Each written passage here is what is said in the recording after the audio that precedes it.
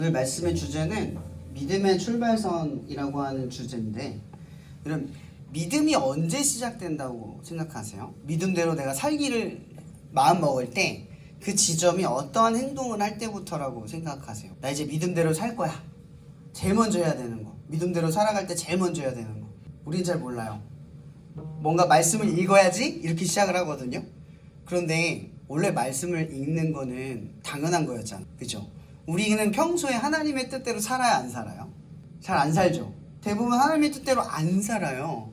그러면 내가 말씀을 읽고 살아야지라고 마음 먹는 순간 믿음의 시작이 되는 게 아니라, 시작은 실제로 말하면 내가 그동안 말씀을 읽지 않고 살았던 지난날의 삶을 뭐 해야 돼요? 회개부터 시작을 해야 돼요. 그래서 믿음의 시작이라고 하는 건요, 사실은 회개부터 시작해요. 근데 많은 사람들이요, 죄를 인정하지 않고 내 잘못을 바꾸지 않은 채로 그냥 선한 행위로 덮으려고 하는 경향을 가질 때가 있어요. 여태까지 친구들한테 막 상처 주고 힘들게 해놓고 나 이제부터 예쁜 말 쓸 거야 라고 하는 순간 자기가 착해졌다고 착각하는 순간들이 많거든요. 이 믿음도 비슷해요. 오늘 말씀을 잠깐 읽어보면요, 마태복음 11장 20절에서 24절인데 교독해서 한번 읽어볼게요. 예수께서 권능을 가장 많이 행하신 고을들이 회개하지 아니하므로 그때에 책망하시되,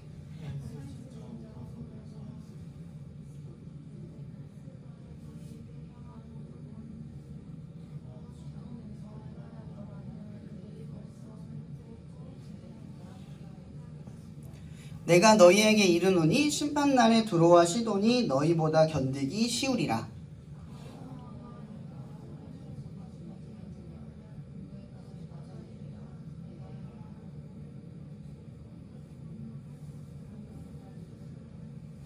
다 같이 읽을게요. 내가 너희에게 이르노니 심판날에 소돔 땅이 너보다 견디기 쉬우리라 하시니라. 아멘. 여러분, 예수님께서는 지금까지 마태복음 11장에 이르기까지 어떤 일들을 많이 벌이셨냐 하면, 눈먼 자, 앉은 자, 그리고 힘없는 자, 귀신 들린 자를 계속해서 고치고 오셨어요. 그러니까 수많은 사람들이 예수님의 기적을 봤어요. 또 어떤 일이 있었냐면, 바리새인과 사두개인처럼 학식이 있는 사람들이 예수님 앞에서 가르침을 듣고 수많은 군중들이 놀라고, 그 학식이 있었던 사람들조차도 예수님의 가르침을 인정하고 존경을 했어요. 그런 변화들이 일어나기 시작을 했던 시기였어요. 근데 예수님께서 지금 뭐라고 이야기를 하시냐면, 제자를 보냈거든요. 사실 이 장 전에 제자 12명을 선택해서 보내셨어요. 각 고을로 보내셨는데 조건이 뭐였냐면, 잃어버린 이스라엘의 어린 양에게 먼저 가라 라고 명령하셨거든요. 왜 이방인, 저 밖에 있는 다른 나라 사람이 아니라 유대인들에게만 특혜를 주었을까? 우리는 이 특혜를 주신 예수님의 차별을 의심할 수가 있어요. 근데 예수님의 의도는 사실은 그게 아니에요. 이 유대인들은 하나님이 먼저 준비하라고 보낸 자들이에요. 그래서 율법을 지켰고 하나님을 이미 알고 있어요. 그런 자들에게 예수님의 복음을 전했을 때 그들은 당연히 어떻게 해야 되죠? 당연히 어떻게 해야 돼요? 예수님이 누구인지를 바로 알아야 되는 사람들이었다는 거죠. 그렇죠? 근데 그들이 그거를 바로 알았어요. 바로 알면 어떤 것부터 해야 된다고 했죠? 제가 아까 믿음의 시작이 뭐라고 그랬어요? 회개를 했어야 돼요. 왜? 그동안 예수님이 가르쳐주신 하나님의 뜻, 이제 와서 예수님이 새롭게 얘기하는 것 같지만 사실은 예수님이 하시고 있는 말씀은 새로운 말씀이 아니라 예전에 했던 말씀을 너희들이 지키지 않았던 그것을 다시 끄집어내서 재해석을 해주시는 거예요. 그래서 구약이라는 말은 옛날 약속이고 신약이라는 말은 새로운 약속이란 뜻이잖아요. 그런데 이게 갱신된다는 뜻이 아니에요. 약속이 바뀌었다 이런 뜻이 아니라 과거의 약속과 현재의 약속은 같은 약속이지만 새로운 언약으로 바뀌었다 이 뜻이에요. 그때에는 뭐예요? 제사를 통해서 유대인의 율법을 통해서 구원을 얻었지만 이제는 뭐예요? 무엇을 통해 구원을 얻는다? 나 예수 그리스도를 통해서 구원을 얻는다라고 하는 명확한 새 언약이 시작이 되는 거예요. 그 근거가 바뀌어버리는 것 뿐이에요. 하지만 과거부터 현재까지 구약에서부터 신약에까지 지켜오던 말씀은 똑같았다는 거죠. 그들이 하나님의 뜻이라고 해석했던 뜻은 다 같았던 거예요. 달랐던 게 아니었어요. 그런데 지금 오늘 예수님께서 이 땅에 오셔서 말씀을 전했고 사람들에게 가르쳤잖아요. 그럼 마땅히 사람들은요, 무엇부터 생각했어야 되는 게 맞죠? 우리가 하나님의 뜻을 안 지켰구나. 하나님의 율법을 지키는 것처럼 보였지만 하나님의 뜻을 하나도 생각하지 않고 지키지 않았구나.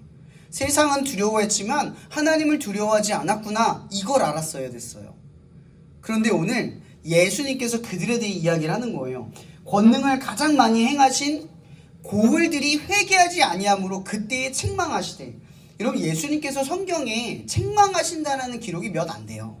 근데 그분이 책망하실 정도의 상황이 벌어졌다는 것은 뭐냐면, 내가 새롭게 너희들에게 하나님을 대신할 자로 예수 그리스도의 메시아로 너희들 앞에 왔어. 이제 새로운 말씀을 너희들에게 전할 거야. 그리고 너희들이 이 뜻대로 살아가고 내가 너희를 위해서 죽고 다시 부활하는 그 역사를 믿음으로써 내가 너희들을 구원할 거야 라는 사실을 듣자마자 그들이 생각해야 할 것은 뭐냐면, 이제 예수님 말씀을 잘 지키고 살아야지가 아니라 그동안 내가 하나님의 뜻을 모르고 예수 그리스도가 누군지도 알아채지 못했던 지난날의 삶의 과오를 먼저 어떻게 해야 됐어요? 먼저 어떻게 해야 됐어요? 회개해야만 했었던 거예요. 회개해야만 했던 거죠. 여러분들 믿음의 생활은 어때요? 하나님한테 회개하세요? 믿음을 다시 시작하기 위해서? 아니면 오늘부터 뭘 시작해야지? 뭘 하나님을 위해서 뭘 해야지? 이런 생각의 수준으로 우리가 거칠 때가 많다라는 거예요. 오늘 여기 있는 이 말씀을 대하는 사람들은요, 대부분 회개를 전혀 하지 않고 예수님의 권능과 능력을 의지해서 이제 그 말씀대로 살아가면 되겠다, 이제 예수님을 믿고 따르면 되겠다라는 생각에 딱 멈춰버리는 거예요. 이제 그분을 쫓아가기만 하면 그 쫓아가는 그 자체가 뭐가 되냐면 선이 되는 거죠.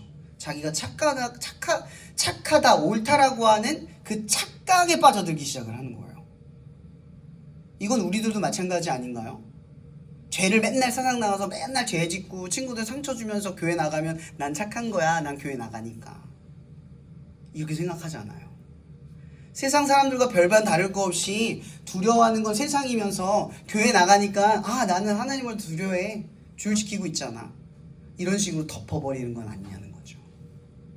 오늘 예수님께서 권능을 보여준 수많은 사람들 앞에서 예수님은 그들에게 창피를 주고 부끄러움을 주면서도 질책을 하시는 거예요. 책망하셨다라는 말은 굉장히 예수님께서 분노하셔서 그들이 자각하고 느껴질 만한 어떠한 부담을 주시는 그런 비난과 비판을 하셨다는 뜻이에요.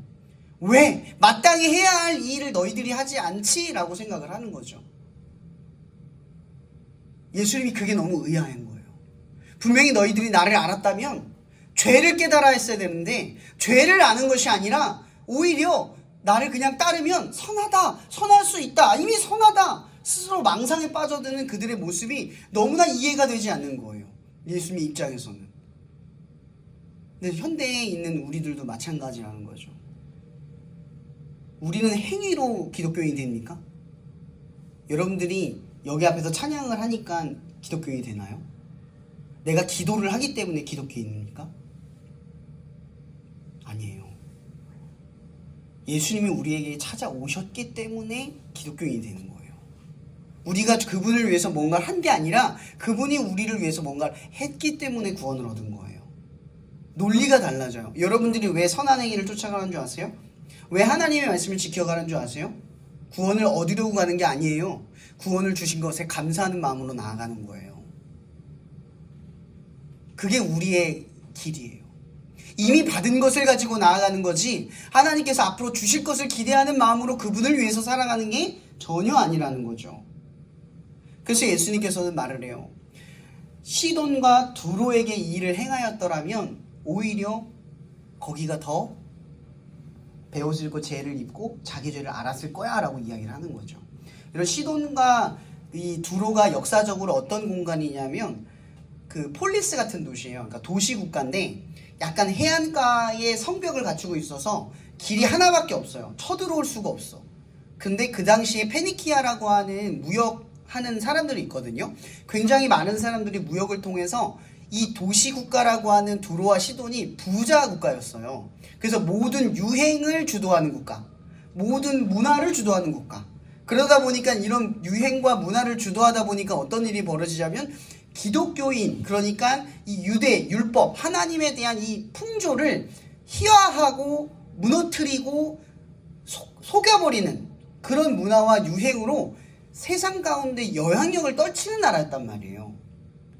죄가 많은 나라였다는 뜻이에요. 하나님을 하나님답지 않게 만들려고 할 수 있는 그런 영향력을 가진 도시였다는 거죠. 굉장히 타락하고 망한 그런 국가의 망상을 보여주는 거예요. 근데 눈으로 보면 되게 경제적으로 잘 살아요. 부자고 무역도 잘 되고. 근데 이 나라가 어떻게 멸망했냐면 로마에게 반항을 하다가 로마가 그 육지전에선 강한데 해안 싸움을 못해요. 그래서 두로와 시돈을 계속 못 쳐들어가서 그 성을 난공불락의 성이었기 때문에 어떻게 무너뜨리지를 못했어요. 근데 시간이 지나고 나니까 로마가 점점 화가 머리끝까지 나잖아요. 그죠? 그게 쌓이고 쌓여서 결국은 시돈과 두로를 쳐들어갔는데 쳐들어가자마자 이 로마가 화가 얼마나 났겠어요. 그죠? 도시를 초토화시켜서 없애버렸어요. 그냥 아예 사라지게 만들었어요. 이게 지금 그 재앙을 말하는 거예요. 만약 예수님께서 그들의 죄가 있었을 때 그들에게 찾아갔다라면 그 도시가 초토화되지 않고 지금 남아있었을 것이다. 구원받았을 것이다. 이 이야기를 하시는 거예요. 근데 그들의 죄는 너무나 크고 많아서 내가 갔으면 그들은 알았을 거야. 근데 자기가 죄인이 아니라고 생각하는 너희들, 기도도 하고 말씀을 보고 율법도 알고 하나님 뜻대로 살아가는 너희들은 뭘 안 한다고요? 회개를 안 한다는 거죠. 나를 보고도 어떠한 죄의 문제를 깨닫지 못한다는 거예요. 자기 자신이 마치 하나님의 뜻대로 살아가 있는 척 생각한다는 거예요. 내가 쟤보단 나아. 난 얘보단 나아. 나는 기도 모임을 하니까 괜찮은 거야. 나는 기도를 하니까 신앙이 있는 거야. 내가 어떤 교회에서 책임을 맡고 있기 때문에 나는 신앙이 있는 거야. 쟤는 신앙이 없어. 쟤는 믿음이 없어. 이런 식으로 나의 믿음을 상대적으로 가져가려고 하는 사람도 있다는 거예요. 여러분, 제가 그 얘기 했잖아요. 여러분, 우리가 처음 여러분들이 어떤 교회에서 예를 들어서 찬양을 할 때, 저도 처음 교회에서 찬양을 할 때 지금도 마찬가지인데 박치, 음치, 그 악기를 전혀 모르고 코드도 모르고 진행법도 몰라요. 그래서 쳐주면은 옛날에는 나한테 맞춰주는 사람들이 있어서 당연한 줄 알았어요. 근데 지나고 보니까 당연한 게 아닌 거예요. 제가 실력이 없으면 엄청 힘들어요. 곡을 더 어려운 걸 하려고 하면 제가 스트레스 너무 받는 걸 느꼈거든요. 제가 뭘 느꼈냐면 이렇게 맞춰주는 사람들의 감사는 뭐냐면 우리들의 실수를 덮어서 아무 문제 없이 굴러가게 만드는 사람들이 있어요. 그렇게 굴러가게 만드는 힘과 능력이 뭐냐면 용서예요. 뭐라고요? 그럼 우리는 우리의 성장의 발판이 뭐라고 생각하냐면은 용서 덕분에 여기까지 오는 거예요.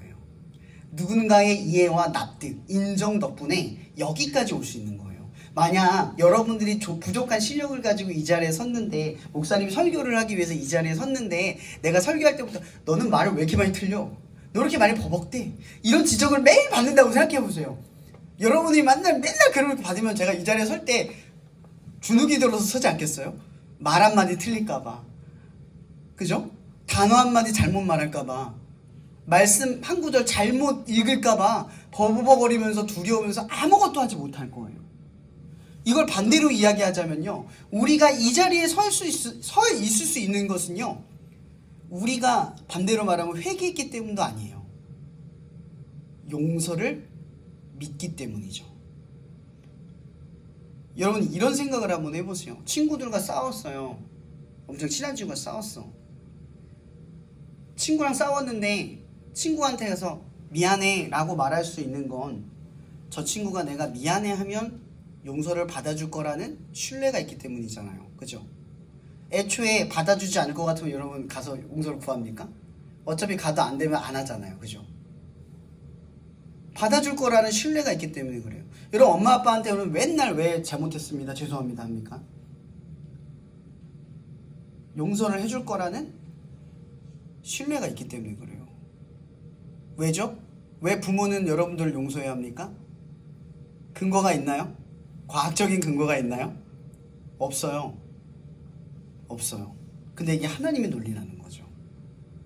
한 사람이 세워지기 위해서는요, 수많은 용서 안에서 우리가 세워져 간다라는 거예요. 하나님이 여러분들을 하나님의 자녀로 기르는 방식이 뭐냐면요, 죄를 인정하라가 아니에요. 제가 여러분들에게 말하는 건요, 너는 죄니까 죄를 인정해, 이 얘기가 아니에요. 중요한 건 하나님의 용서를 경험하라는 뜻이에요.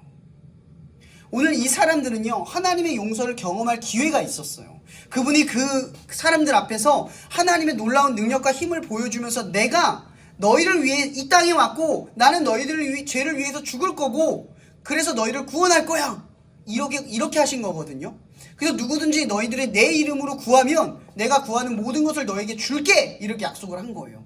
이 얘기는 뭐냐면 앞으로 여러분들이 어떤 죄를 지어도 내가 볼 때 나는 이 정도면 하나님이 나를 안 받아줄 거야 라고 생각이 들 때, 그때 기도를 해도 하나님이 여러분들을 용서한다는 뜻이에요.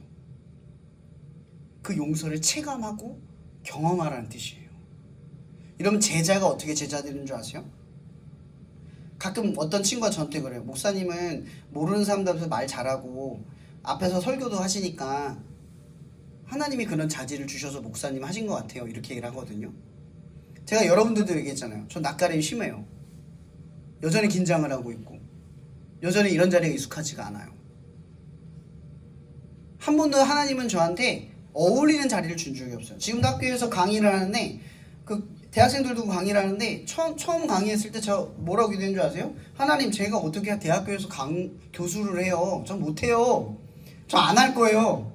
그 자리를 기뻐했던 게 아니라 내 자리가 아니라고 생각해서 두려워서 피하려고 했어요. 근데 하나님이 어떻게 해가지고 그 자리에 서게 했거든요. 근데 그 자리에 설 때마다 매주가 되게 곤욕스러웠어요. 여기가 맨날 아프고 부담스럽고 어렵고 잘했나? 그만 잠도 못 자고 전주엔 잠도 못 자고 1년을 그렇게 보냈어요. 근데 제가 그 시간들을 잘 했기 때문에 버텼을 거라 생각이 안 들어요. 지나고 나면 제가 잘했기 때문에 1년을 버텼다, 이렇게 생각이 들지 않아요. 용납되고 납득되었기 때문에 내가 버틸 수 있었던 거예요.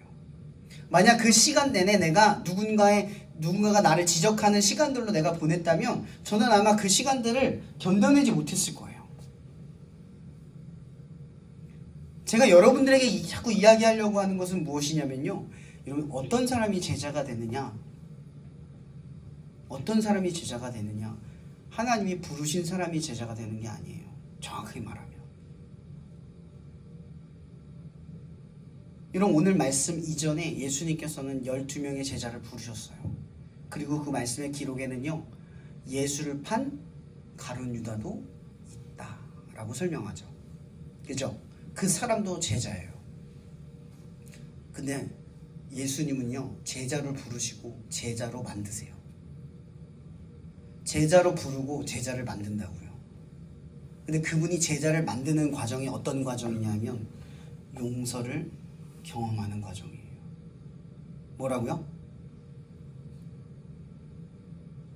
여러분, 우리가 왜 죄인인 줄 알아야 되는 줄 아세요? 내가 얼마나 큰 죄인인지를 아는 만큼 하나님의 용서의 크기가 이해가 돼요. 여러분, 여러분이 부모님의 사랑을 언제 이해하는 줄 아세요? 내가 세상에서 납득될 수 없는 어떤 행동을 했는데도 불구하고 부모가 나를 이해해주고 받아줄 때 그 사랑이 얼마나 큰가를 깨닫게 돼요. 여러분, 세상에서는 여러분들이 틀리면 여러분들을 끌어안아주나요? 아니요. 가족만큼 나를 아무 이유 없이 끌어안아주는 존재들이 없어요.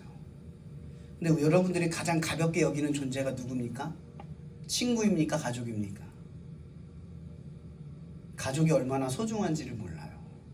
아무 근거 없이 여러분들을 사랑하는 가족이 아니라 어떠한 근거가 있어야만 되는 친구들의 존재들을 여러분들이 쫓을 때가 많다고요. 그럼 하나님이 여러분들의 삶에 그렇게 무시받고 있어요. 날마다 여러분의 삶에 어떠한 용서가 있는 줄 아십니까? 여러분, 우리가 죄를 깨달아서 용서를 구하지만 성경에는요, 이런 죄도 있어요. 무지에 의한 죄. 무지가 뭔지 아세요? 아무런 지혜가 없는데 죄인 거예요. 깨닫지 못한 죄. 이런 것들이 있어요. 여러분들이 생각보다 죄를 많이 짓고 살아가는데 그 많은 죄가 깨달을 때는 내가 죄라고 인정은 하지만 깨닫지 않는 순간에는 죄로 넘어갈 때가 많다는 거예요. 그런데 하나님이 그 모든 죄를 여러분들에게 물으세요? 묻지 않죠. 묻지 않아요. 그냥 넘어가고 계시다는 거예요. 그러니까 우리가 하루하루 이렇게 하나님의 자녀로 살아가는 것은요, 사실은 엄청난 기적 속에서 하나님이 우리의 죄를 덮어서 우리를 어떻게 이끌어 가시냐면 하나님의 용서로 제자를 만들어 가시는 거예요. 매일매일 그 용서를 경험하게 하시는 거예요. 여러분들이 언젠간 회개할 때가 오겠지만 그 회개를 통하여서 우리가 경험할 수 있는 건요, 하나님의 용서가 이 정도로 크구나. 여러분 주변에 한번 떠올려 보세요. 내가 제일 용서 못하는 원수들. 쟤는 정말 안 될 것 같아. 쟤는 정말 아니야. 이건 정말 아닌 것 같아. 나를 억울하게 만든 상황들. 다 떠올려 보세요. 하나님이 그 모든 것들을 여러분들에게 경험하고 계시는 거예요. 그걸 다 덮고 가시는 거예요. 그분이 우리에게 너희가 서로 원수를 사랑하라 용서하라는 건요, 명령이기도 하지만 그분이 하신 일을 너희들도 할 수 있다라고 하시는 거기도 해요. 여러분, 우리가 용서가 안 되지만, 원수를 끌어안을 힘도 없지만, 우리가 그런 것들을 끌어안고 나아갈 수 있는 힘은요, 의지가 강했거나 성품이 좋아서가 아니에요. 이 큰 죄에서 이 원수 같은 나를 끌어안으신 그 예수님의 사랑을 알기 때문인 거죠. 제가 그렇게 얘기했죠. 믿음의 시작은요, 말씀을 읽어야지, 기도를 해야지가 아니에요. 말씀의 시작은 그분이 나를 위해 나의 죄 때문에 죽으셨어. 나도 이제 나에게 지은 죄를 죄를 지은 사람들을 용서하고 끌어안으면서 예수님처럼 살아가야지. 힘을 주세요. 날마다 나의 죄를 용서해 주세요. 날마다 나의 연약함을 용서해 주세요. 이렇게 우리가 한 발걸음 나아갈 때 하나님의 제자가 되어진다는 거예요. 끝으로 이 말씀으로 마칠게요. 성경에는 딱 두 인물만 있습니다. 베드로와 유다. 이 둘은 똑같이 뭐죠? 제자예요. 그죠? 근데 이 두 제자의 길이 달라졌어요. 이 두 제자의 길이 달라진 이유가 뭔지 아십니까? 결정적인 딱 하나예요. 제가 계속 얘기하고 있는 거예요. 한 사람은 하나님의 사랑을 경험했고, 한 사람은 하나님의 사랑을 경험하지 못한 채로 생을 마쳤어요. 여러분, 어떤 사람들이 제자가 되는 줄 아십니까? 하나님의 용서를 경험한 사람들이에요. 그분이 나를 얼마나 반주 쳐주세요. 얼마나 용서해 주는지를 아는 사람들. 그분의 사랑이 얼마나 큰지를 이해하는 사람들. 하나님 이 정도로 나를 용서해 주시는구나. 이런 죄가 별로 여러분 삶에 죄가 없는 것 같죠? 근데 여러분 24시간 삶을 다 오픈해서 사람들이 본다고 생각해 보세요. 지켜본다고. 여러분 마음 다 끄집어내서 사람들이 안다고 생각해 보세요. 쟤 죽었으면 좋겠어. 쟤 사라졌으면 좋겠어. 저런 인간은 없어졌으면 좋겠어. 여러분, 우리는 무심코 속으로 사람을 죽이고 없애는 말들을 한다고요. 실제로 여러분들이 SNS로 댓글 하나 달아서 그 댓글들이 모여서 사람들이 자살하기도 해요. 말의 힘이 별거 아닌 것 같다고요? 우리가 무심코 내뱉은 그 말이 누군가를 죽일 수 있다면 여러분 말하기가 쉽겠어요? 무서워져요. 우리 죄가 작다고요? 우리의 작은 행동 때문에 무언가가 망가지고 죽어지면 그 말이 작은 죄입니까? 작은 행동이라고 말할 수 있어요? 세상에 작은 죄, 작은 행동은 없어요. 하나님이 용서를 하기 때문에, 하나님이 덮어주시기 때문에 우리는 매일매일 제자의 길을 걸어가고 제자가 되어져 가는 중이에요. 여러분, 그런데 우리에게 맡겨진 일이 있어요. 우리가 하나님의 용서를 경험했다면 우리가 하나님의 용서를 실천하고 살아가야 돼요. 전 여러분들이 기도 모임을 할 때 항상 기도 모임 하면 여러분들이 안쓰럽고 대견하고 어떻게 대신할 수 없는 그 어려움을 마음으로 치면서 지켜볼 수밖에 없는 그 입장 가운데 있어요. 내가 하면 더 잘하겠지, 그런 생각하지 않아요. 제가 하면 더 어려울 것 같다고 생각해요. 나도 저렇게는 못할 것 같다고 생각해요. 한편은 여러분들을 존경할 때가 있어요. 어떻게 두 친구가 모였는데 그 자리를 지키지? 어떻게 장소도 없는데 1년 내내 그 자리를 지키지?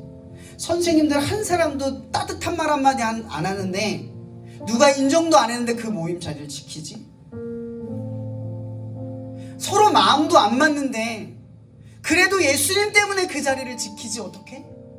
나 같았으면 못하겠어. 저 그런 생각 진짜 많이 해요. 그래서 너무 마음이 아파서 얘기도 못 해주겠어요. 열심히 해, 잘해라 이런 말도 못 하겠어요. 이미 충분히 열심히 잘하고 있으니까. 그리고 저도 제 할 일을 아는 거예요. 여러분들을 판단하고 정죄하는 일이 아니라 용서하는 일이에요. 저도 그래, 친구들도 최선을 다하고 있어. 내가 뭐라고 판단해, 내가 뭐라고 이야기해. 시험 기간에도 모이고 아침에 시간을 내서 모이는 친구들도 있고 어떻게든 모이기 위해서 이런저런 방법을 찾는 친구들도 있고 매주 너무나 당연하게 기도모임 모이는 친구들도 있지만, 그런데 이 모든 과정 속에서 그 자리를 지켜가는 그 친구들의 자리마다 이 하나님의 용서가 있다는 생각을 하고 나면 그 시간들이 다 소중하고 너무나 귀한 거예요. 우리는 모르고 스쳐 지나가고 있지만 그 수많은 시간들 속에서 하나님의 용서가 우리를 제자로 만들어가고 있어요. 우리가 잘해서가 아니라, 우리가 뭘 했기 때문이 아니라 하나님이 오늘도 우리를 제자로 부르셔서 제자로 만들어가기 위해서 우리의 과오와 실수들을 덮으셔서 그 길을 걸어가게 만들어 주시기 때문이라는 거예요. 우리의 힘은요, 그분이 우리의 잘못을 덮어주고 우리의 실수를 덮어주고 그래도 내가 너를 불렀다, 그리고 내가 너를 세울 거다 라고 여러분들을 끊임없이 외치고 부르시면서 붙드시기 때문이에요. 여러분, 우리가 하나님을 붙드는 게 아닙니다. 하나님이 우리를 붙들고 계세요. 다만 우리가 눈치채지 못하고 있는 거죠. 얼마나 많은 용서와 이해를 받고 있는지. 그분이 그 모든 이해와 용서를 보여주시기 위해서 이 땅에 인간의 몸으로 어제 그저께 오셨죠?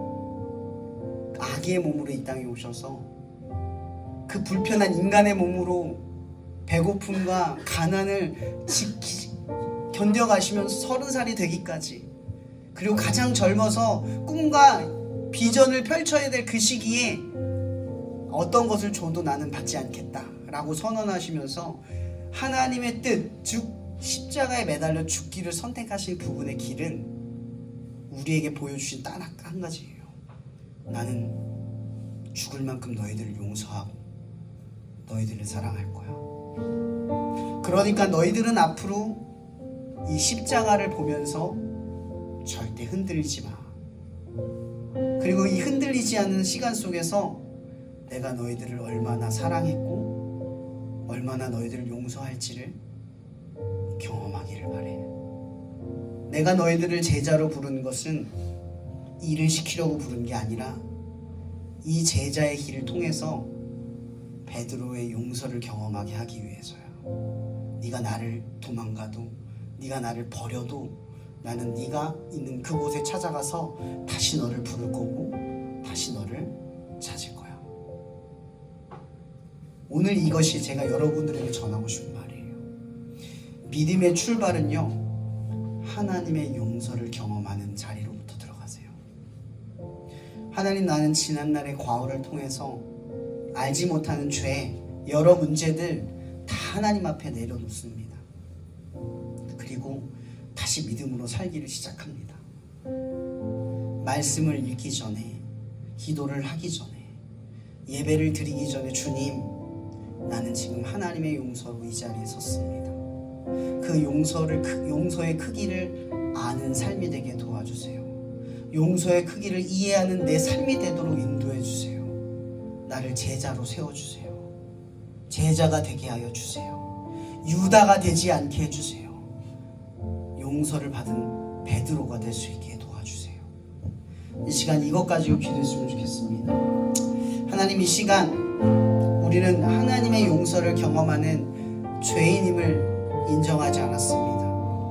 나는 그동안 하나님의 용서를 제대로 알지 못했고 늘 나의 선한 행동으로 나의 죄를 덮으려고 했습니다.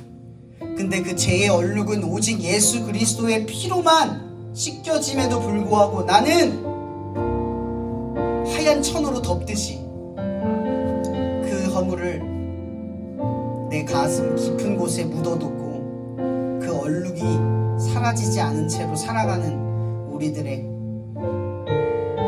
연약함을 고백합니다. 이 시간 우리가 기도할 때 하나님, 이 시간 다시 우리가 믿음으로 다시 출발선에 서기를 원합니다. 하나님의 용서를 경험할 수 있는 그 자리로부터 우리가 시작할 수 있도록 이 시간 우리를 용서하시고 그 용서를 통하여 하나님의 사랑이 얼마나 우리의 삶에 큰지 경험하는 베드로의 역사를 우리도 알기를 원합니다라고 이 시간 다 함께 기도하며 나갔으면 좋겠습니다. 기도하시겠습니다. 하나님, 저는 목사이기 전에 죄인입니다. 하나님의 사랑 없이는 온전할 수 없음을 고백합니다. 나도 오늘 이 자리에 하나님의 말씀을 대언하기 이전에 나의 죄를 깨닫습니다. 내가 선해서가 아니라, 내가 의롭게 살아서가 아니라 오직 하나님의 부르심은 하나님의 용서로 나를 덮고 이 자리를 통하여 하나님의 사랑과 그 말씀을 떨림과 그 기쁨과 기대로 내 입술을 주장하시는 줄 압니다. 하나님, 우리 친구들이 하나님의 용서를 날마다 경험하며 내 삶으로는 도무지 납득할 수 없는 베드로의 용서가 경험되어지는 우리 생민에게 도와주시옵소서. 주님, 우리는 언제나 하나님의 용서를 바라보면서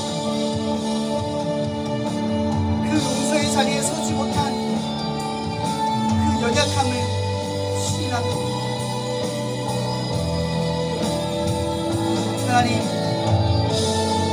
우리가 다시금 하나님의 가까운 곳에 서서 하나님과 함께 제자의 길을 걷기를 소망합니다.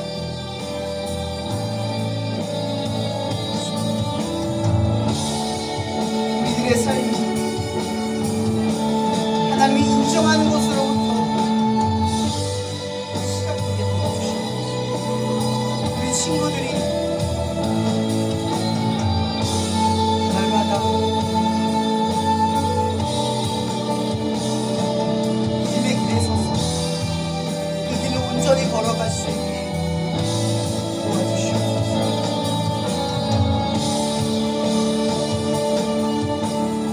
이 시간 한 가지 더 기도하고 싶은 건요, 한 가지 더 기도하고 싶은 건 여러분들이 다른 사람들보다 죄를 많이 지어서 하나님의 말씀을 듣고 찔림을 얻는 게 아니에요. 모든 사람들이 하나님의 말씀을 듣고 다 찔림을 얻어야 하거든요. 근데 오늘 여러분들이 이 말씀을 듣는 건 하나님이 여러분들을 부르셨기 때문에 그래요. 억울할 수 있을 거예요. 왜 내가 항상, 왜 나만, 이런 생각이 들 수 있어요. 목사님도 예전에 제가 지은 작은 죄 때문에 죽을 만큼 힘든 적이 한 번 있었어요. 왜 이렇게까지 나를 몰아세울까? 나를 이렇게까지. 제가 그때 하나님 앞에 기도를 하는데 하나님이 그러시는 거예요. 원망과 불평만 있었거든요. 근데 하나님이 그러시는데, 세원아, 너 죄인이라며. 그 말을 딱 듣는데 나는 내가 죄인이라고 말하면서 하나님 앞에 항변하고 있었던 거예요. 죄인이라고 깨달았으면서 저 사람들이 나한테 하는 행동이 너무 과하다고만 지적하고 있었던 거예요. 왜 나한테 이렇게까지 해? 이게 그렇게 큰 죄야? 그 말 한마디가 싹 스쳐가는데, 맞아. 예수님은 죄도 짓지 않는데 그 죄 때문에 아무 말도 하지 않고 죽으셨지. 근데 내가 죄인인데 죄인, 나는 그만한 죄를 짓지 않았다. 그러면서 따지고 있는 제 모습을 보는 거예요. 근데 그때 제가 그 말을 딱 듣고, 하나님, 저 그러면 이제부터 한마디도 안 할게요. 회개하겠습니다. 저 죄인 맞아요. 분명히 죄 졌습니다. 그리고 기도를 했어요. 몇 달을 기도를 했던 것 같아요. 근데 그때 제가 경험했던 게 있었어요. 이런 회개를 한다는 건요, 일단 내가 마음을 먹고 용서를 하는 거거든요. 근데 그 친구, 그 사람들이 안 바뀌어요. 안 바뀌더라고요. 근데 참 희한했던 건, 이런 회개하는 사람들이 하나님과 가까워지는 거예요. 하나님이 누구 손 들어주는 줄 아십니까? 하나님과 가까운 사람들의 손을 들어줘요. 회개하는 사람들이 하나님과 가까워져요. 그때 제가 경험했던 건 뭐냐면, 지금 역사로 말하자면 하나님이 저를 대신에 싸워서 저를 비난했던 그 사람들의 잘못을 공격하셔서 그들이 오히려 그 일로 인해 무너졌어요. 제가 그때 뭘 깨달았냐면, 그들의 죄가 더 컸다, 내가 더 컸다, 이게 아니라, 여러분, 죄인임에도 불구하고 하나님이 여러분들을 들어 쓰시기를 바라면요, 하나님께 나는 죄인입니다, 주님께 나를 맡깁니다, 주님과 가까워지려고 하세요. 죄 지는 거 문제 안 돼요. 죄를 얼마나 졌느냐가 하나님의 손길의 역사와 아무 관련이 없어요. 정말 관련이 있는 건요, 모두가 죄인인데 하나님 앞에 가까워지려는 사람들이 있고, 어떤 사람은 나는 죄보다 죄 짓지 않았는데 하나님 왜 저한테만 그러세요? 나는 죄 그렇게 안 졌는데, 제가 그렇게 죄 졌어요. 왜 내 삶만 이래요? 왜 나만 이래요? 이런 경우가 있다는 거예요. 근데 하나님은요, 그 자리를 통해서 하나님과 더 가까워지기를 바라세요. 여러분, 죄를 고백하는 건요, 죄인으로 스스로 낙인을 찍는 일이 아니라, 나 이렇게 죄를 많이 짓는데 하나님의 용서가 좀 더 필요해요, 난 주님과 좀 더 가까워지고 싶어요 라는 고백이라는 거예요. 여러분, 이 시간 기도할 때는 그렇게 기도했으면 좋겠습니다. 하나님, 나 하나님과 가까워지고 싶습니다. 나는 하나님 편이 되고 싶습니다. 세상 편이 아니라 하나님 편이 되고 싶어요. 하나님과 가까워지는 기도를 통해서 하나님의 용서가 많이 필요한, 그 용서를 더 경험해서 하나님과 가까워지는 우리들의 삶이 되게 해달라고 다시 한번 기도하며 나갔으면 좋겠습니다. 기도하시겠습니다. 하나님, 우리는 날마다 우리의 죄가 얼마나 큰지 잘 모릅니다. 나의 잘못으로 인해, 나의 연약함으로 인해 하나님의 일이 그릇되고, 누군가의 삶에 악영향을 끼치고, 나로 인해 실패하고, 나로 인해 잘못되고, 나의 그 나쁜 말과 생각으로 인해 불편해지는, 하나님, 우리는 하나님 앞에 죄인입니다. 다른 사람이 나에게 잘못을 했어도 나는 여전히 하나님 앞에 죄인입니다. 내가 더 잘못을 했기에 용서를 하는 것이 아니라 하나님과 가까워지기를 선택했기에 예수님이 하신 일을 쫓아갑니다. 하나님, 우리 친구들이 이렇게 하나님의 힘을 경험했으면 좋겠습니다. 내 힘과 내 의지와 내 언변과 내 말과 옳고 그름을 따라서 이기는 힘이 아니라 하나님이 나를 대신해 싸울 수 있도록 그 순간순간마다 용서가 안 되는, 미워하게 되는, 비난하게 만드는, 항변하게 하는, 회개하지 않는 마음을 주시는 그 모든 것을 주님 앞에 내어드림으로 하나님과 가까워지기를 선택한 하나님의 자녀들이 하나님이 대신 싸워서 이기는 것을 경험할 수 있게 도와주시옵소서. 여러분, 하나님 기도 모임의 자리가 그런 자리인 줄 믿습니다. 우리 친구들이 맞서 싸울 수 있고, 맞서 따질 수 있고, 이건 아니라고 항변할 수 있지만 그 자리에 기도하기를 선택하고 하나님의 은혜 나누기를 선택해서 우리를 통해 하나님이 이 학교를 바꾸고 친구들을 바꾸고 함께하는 친구들을 바꿔갈 수 있도록 하나님께 맡겨드리는 시간을 선택하는 우리 친구들의 이 귀한 발걸음을 주님 인도하여 주시옵소서. 학교에서 하나님이 이기게 하시는 역사를 경험하도록 주님 붙들어 주시옵소서. 때론 경험되지 않을지라도 하나님의 이기심을, 그 승리하심을 의심하지 않고 믿음을 지켜갈 수 있게 하셔서 반드시 하나님이 이기신다, 하나님은 하신다, 그 놀라움에, 그 두려움에 사로잡히는 인생이 되도록 주님 인도하여 주시옵소서.